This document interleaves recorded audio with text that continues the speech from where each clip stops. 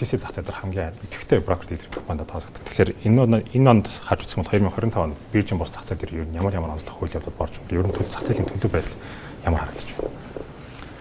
Тэгэхээр Монголын хөрөнгөний зах зээлийн мэдээж хамгийн томоохон хэсгийг эзэлж байгаа. Бас хамгийн идэвхтэй зах зээл бол биржийн бус зах зээл байна. 2025 он гарснаас эхний 11 сарын байдлаар ойролцоогоор 2 их найт төгрөгийн бонд бүртгэгдсэн байна. За манай компанийн хувьд бол 700 гаруй тэрбум төгрөгийн бондыг биржийн бус зах зээл дээр арилжаалаад байна.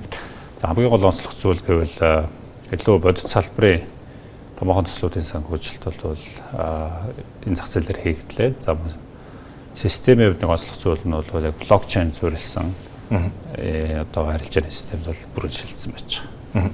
Тэгэхээр салбарын дутахад ер нь бол сүүл 2022 за өмнөх жилээр харьцуулах юм бол ер нь санхүүгийн салбарын бондууд бол дийлэх хэсгийг эзэлдэг байсан шүү дээ. Тэгэхээр энэ ер нь чиг хандлагт ер нь өөрчлөлт орсон болоо таны хэлснээр.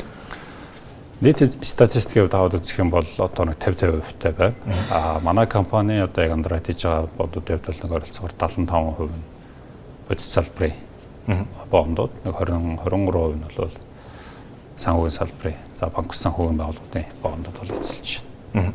Тэгэхээр зах зээлийн ер нь бол үзүүлэлт авч үзэх юм бол ер нь бол зах зээл оролцогчдын зүгээс бенчмарк хүүгийн түвшин бол тэгээд удаан хугацаанд шаардж байсан шүү дээ. Нэлээд удаан тасан ер нь бол Монгол банкны бодлогын үндээрээс суурилж одоо хүүгийн түвшин тогтоодог байсан. Харин энэ онд одоо засгийн газар дотоод унцаас арилжаалж ирсэн байна. Тэгэхээр энэ нь бол зах зээлд ер нь нөлөөсөн бол ер нь хүүгийн түвшин тогтооход ямар нэгэн нөлөө үзүүлсэн гэж харагдаж байна. Засгийн газрын бонд маань мэдээж авах жишээ хүү болж өгч байгаа. Гэхдээ хүү бол одоо харьцангуй тогтворжоод за бас тодорхой хэмжээгээр буурах одоо тийм хандлагатай байна. За шалтгаан нь бол зах зээл дээрх одоо бонд худалдаа авахчдын эрэлт бол бас тодорхой хэмжээгээр нэмэгдэж байгаа нөрөө ямарсан бондын хүү бол одоо өсөхгүй хаа гэсэн хүлээлттэй. Тэгэхээр ер нь бол одоогийнхоо нэг төвшөнд бол 2026 онд бас хадгалагдах хаа гэсэн тийм хүлээлттэй. Тэгэхээр ер нь эх хонд мөнгөний хатуу бодлого одоо үргэлжлэх төлөвтэй байгаа Монгол банкаас танилцуулсан. Тэгэхээр ер нь бол эх хонд харин ер нь бол унцаас гаргахчид ер нь хэр их сонирхолтой байгаа бонд гарах. Энийг хүлээх сонирхолтой байсан жоохон одоогийн байдлаараа нийлүүлэлт нь хിവэрэ байна лөө. Унцаас гаргагчдын хувьд бол хүү зардал гэхээсээ илүү санхүүгийн хүртээмжтэй байдалтай шаардлагын санхүүжилтийн олд төс гэдэг нь илүү чухал байгаа. Тэгэхээр хүүн дээр бол тийм ч одоо бас мэдрэмтгий бол биш зах зээл гэж харж байгаа. Гэхдээ мэдээж хүү одоо огцом нэмэгдэх юм бол компаниуд бол эргэж харна. Манай салбарын хувьд бол хүүг бол бас ялангуяа Төв банкны бодлогын хүү бол эх хонд орцоо ойрын 6 сарын хугацаанд бол хөдлөхгүй байхаа гэсэн хүлээлттэй байгаа. Тэгэхээр бол хүүн дээр бол салбарын хувьдчдэр андеррайтерын компани хувьдчдэр бол тийм огцом хөдөлгөөн болж эхлэхгүй байхаа гэсэн хүлээлт. Тэгэхээр ер нь бодит салбарын компаниуд ер нь бонд гаргаж ирсэн гэсэн та сая хэллээ. Тэгэхээр ер нь бодит салбарууд ер нь сүүлийн үед хэр их гарах сонирхол нэмэгдэж байгаа л юм.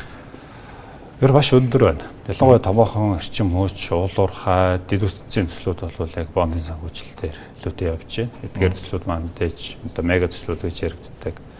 Хэдэн тэрбум долларын одоо хөрөнгө оруулалт шаардлагатай ийм төслүүдийн хувьд яг санхүүжилтийн боломжийн хувьд арилжааны банкар санхүүжүүлэх одоо боломж нь бол одоо маш хомс. Тэгэхээр яг олон улсын жишгийн дагуу бол төслийн санхүүжилтийн хамгийн том санхүүжилтийн хэсэг бол бондын санхүүжилтийн хэсэг бол Монгол улс ч мөн ялгаагүй яг тэр жишгийнхаа дагуу бол явж ийн гэж харж байгаа. Тэгэхээр одоо хөрөнгөний зах зээл дээр гарч байгаа одоо хамгийн томоохон дүнтэй бондуудыг бол яг бодит салбарын бондууд эзэлж яг нэг үнцаас гаргагчийн хувьд тооцоод үзэх юм бол тэгэхээр харж үзэх юм бол харин хөрөнгө оруулагч талаас харж үзэх юм бол ер нь бол хөрөнгө оруулагч юм аль салбарын бондууд илүү сонирхож байна. Ер нь бол өгөөж өндөр байхад ер нь хөрөнгө оруулагч тэрийг юм харилцаа үзэж байгаа лөө эсвэл зөвхөн энэ салбарт хөрөнгө оруулалт гэдэг юм. Тийм сонирхол байдаг болоо.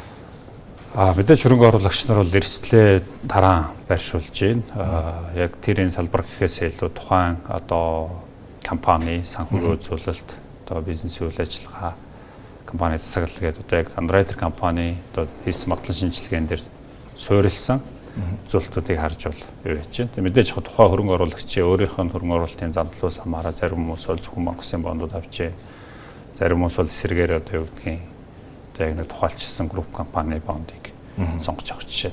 Тэгэхээр би ч мөн сасаж ярилж байгаа 2021 оноос эхлээд одоо бараг 4 жил нөрөвдөж байна. Тэгэхээр ер нь бол одоо түүхэн үзүүлэлт түүхэн өөрчлөлтүүдийг түүхэн одоо хөгжлийн харж үзэх юм бол ер нь цаашд ямар зохицуулалт ямар өөрчлөлт хийвэл ер нь зохистой гэж харагдаж байгаа. Тэгэхээр мэдээж түрүүлсэнчлэн зах зээл дээр хамгийн амжилттай явж байгаас бол биржийн зах зээл нь одоо ойролцоогоор 5 их найт төгрөгийн бонд бол энэ зах зээл дээр бүртгэгдээд одоо ойролцоогоор одоо яг бондын үлдэгдэл бол 3.7 их найт орчим байж байна. Тэгэхээр хөрөнгө оруулагч нарын тоо ч гэсэн ингээд яг жилээс жил ирэх тусан бол тодорхой хэмжээгээр нэмэгдэж байна. Тэгэхдээ бол яг тоогоор нь хувь хөрөнгө оруулагчийн хувьд гэхэд 6,000 гаруй хөрөнгө оруулагч байна. За мэргэжлийн хөрөнгө оруулагчтай компаниуд гэхэд нэг ойролцоогоор 400 гаруй компаниуд байна. Тэгэхээр мөнгөд нүгийн хувьд бол нэлээд багагүй хэмжээний эдийн засгад нөлөөлөх хүч хэмжээний томоохон дунд байгаа ч гэсэн яг оролцогчдын тоо бол маш цоо хэвээрээ байгаа. Тэгэхээр бол эх хононд бол оролцогчдын тоо хөрөнгө оруулагчдын тоо өшөө нэмэгдэнэ гэж харж байгаа. Ерөнхийн нийт эдийн засгийнхаа нөхцөл байдалтай бас мэдээж хамаарна. Зах зээл дээр хөрөнгө оруулалтын эрэлттэй байгаа ч гэсэн бид нар бол эрсдэлтэй салбар эрсдлийн компани бондыг бол гаргаж болохгүй. Тэгэхээр ялангуяа хөлбөмбөг капиталын хувьд бол магадлан шинжилгээ due diligence дээр бол нэлээд өндөр шаардлагыг бол тавьж ажиллаж байгаа. Тэгэхээр мэдээж бол зах зээл танигдахын хэрээр компаниуд ч тэр одоо энэ зах зээл рүү хандах байдал нь бол нэмэгдэж байна. Тэгэхээр бол шийдвэрлэлийн компаниуд орж ирнэ гэж бол харж байгаа. Гэхдээ зах зээл нийтээр бол компаниуд дээр тавих шаардлага бол нэлээд өндөрч байгаа.